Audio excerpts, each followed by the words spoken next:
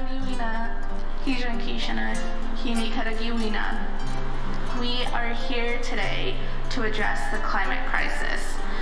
So why was there twice as many fossil fuel lobbyists at COP26 than Indigenous delegates?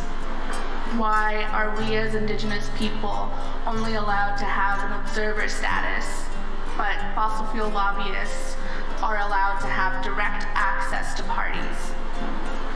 The more lobbyists that are here, the higher our emissions rise. And in a report released by the Center for Biological Diversity last month, the Biden administration has approved 17 massive fossil fuel projects estimated to release the same amount of emissions as 440 coal-fired power plants.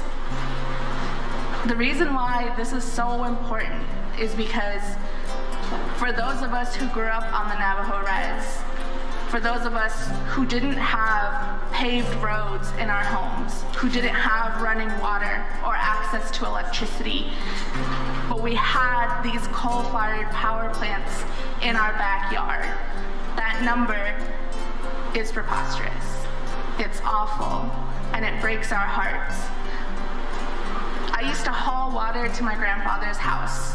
That same clean access to drinkable water would have been available to him if it hadn't been taken from the Navajo aquifer, which is one of the most pristine sources of groundwater in the world, and transported to the Black Mesa coal mine in order to slurry coal to the Navajo generating station.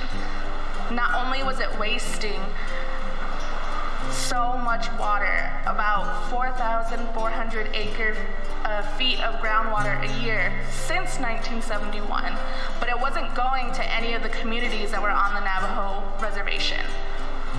Thankfully, because of the grassroots movement from the Hopi and the Diné, who are out there in Arizona and the southwest area of the United States, we were able to shut down the Black Mesa coal mine in 2019. And we were able to stop the use of that Navajo generating station, being able to slurry that coal in 2000.